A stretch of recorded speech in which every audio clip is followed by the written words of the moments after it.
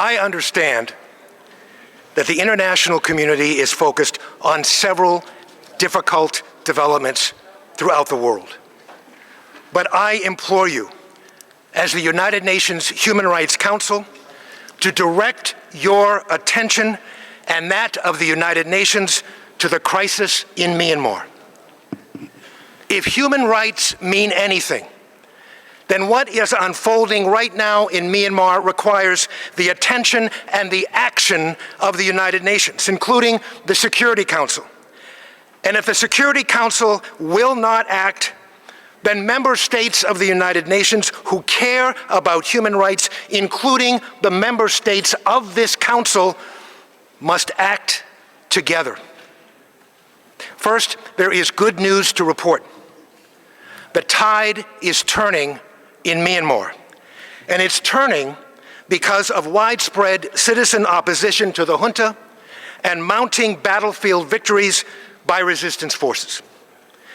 The military junta is losing. It's losing territory and bases. It's losing troops.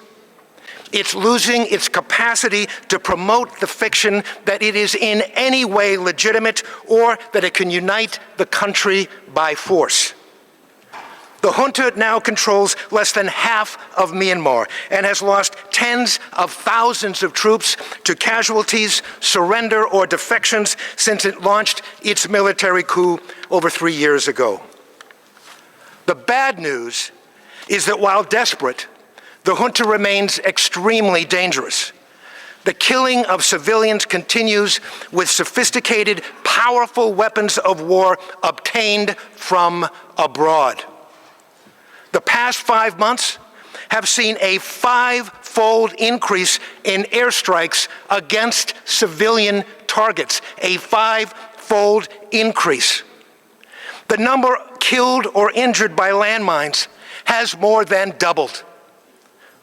2.7 million people have now been displaced. 1 million more are expected to be displaced this year.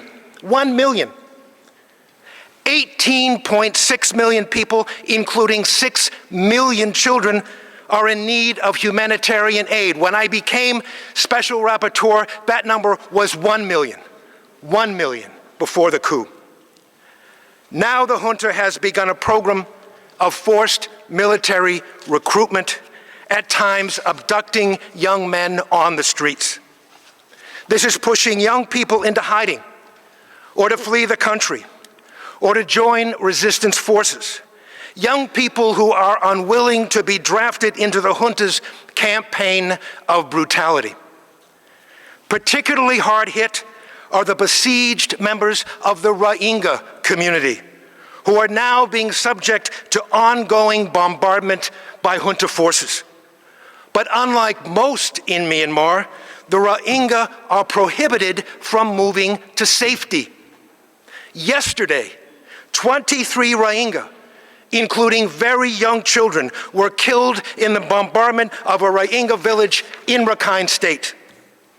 These horrific attacks and other systematic human rights violations against the Rohingya community continue unabated despite provisional measures handed down by the International Court of Justice in the genocide case brought by the Gambia and joined by several members of this council. Now the junta is trying to force young Rohingya to do the unfathomable, to join the very military that is committing these relentless attacks and that committed genocide against their community, forcing hundreds of thousands to cross the border into Bangladesh. Mr. Chair, the actions of the military junta are impacting not only the people of Myanmar, they are impacting the region, and indeed, they're impacting the world. Thousands of desperate people continue to flee into neighboring countries. Junta fighter jets have violated the airspace of Myanmar's neighbors. Bombs have landed across borders. Junta soldiers have been running for safety outside of Myanmar. International criminal networks have found safe haven in Myanmar. Myanmar is now the top opium producer in the world and a global center for cyber scam operations that enslave tens of thousands and victimize untold numbers of people around the world. Let's be honest. The response of the international community to these developments is not working. Appeasement is not working. Engaging the junta without conditions is not working. And this failure is having a global impact, and it needs to change. Nearly 3 years ago, ASEAN convened an emergency meeting on the crisis that included the leader of the coup, Senior General Min Aung Hlaing. What emerged was called the 5-point consensus, the first point of which was to end the violence. The ink was barely dry on that document when the Senior General returned to Myanmar and dismissed the document as mere suggestions. His campaign of murder and mayhem accelerated. More than 4,600 civilians have since been killed. More than 2.4 million have since been displaced. ASEAN and its leaders have tried time and time and time again to engage with the junta to bring an end to this crisis. Last year, for example, Indonesia, as chair of ASEAN, facilitated hundreds of engagements with ASEAN stakeholders, including the junta. I regret to say that these well-meaning and vigorous attempts at engagement have not brought an end to the killing.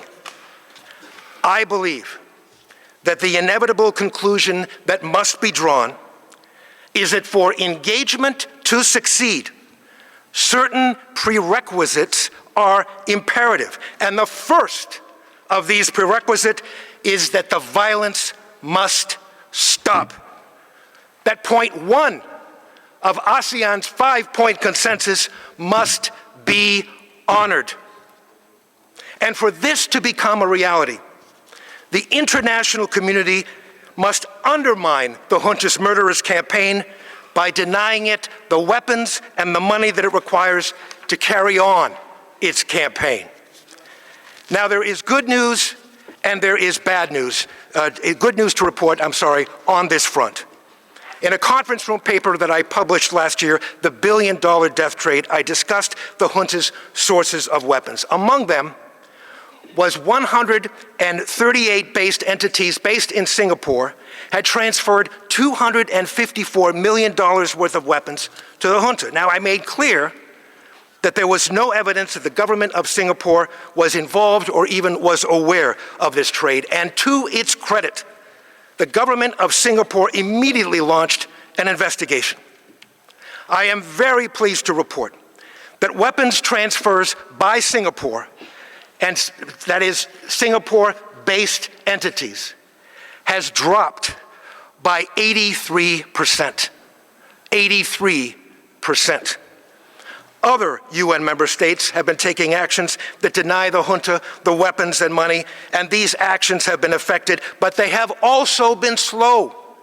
They've been incremental, they've been uncoordinated, and they've been reactive. This must end. I urge the immediate convening of a coalition of states to establish a coordinated, targeted strategy of sanctions to protect the people of Myanmar. I'd like to highlight 3 other critical steps before I wrap up my opening remarks that can be taken immediately.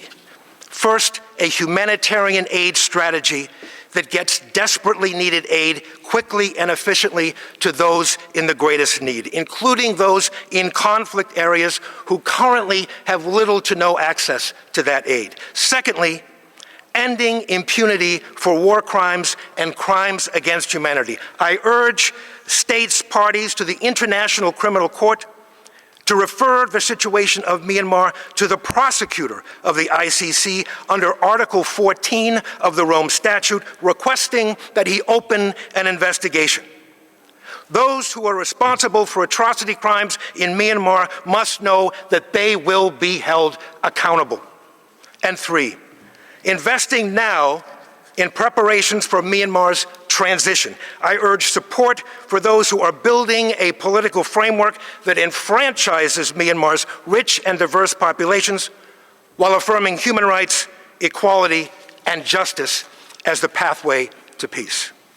Mr. Chair, the tide is turning in Myanmar, and it is turning because of the courage and tenacity of the people of Myanmar. It is time for the international community to pay attention to Myanmar and take the strong, coordinated action that will enable those people to seize this moment. They deserve nothing less. Thank you, Mr. Chairman.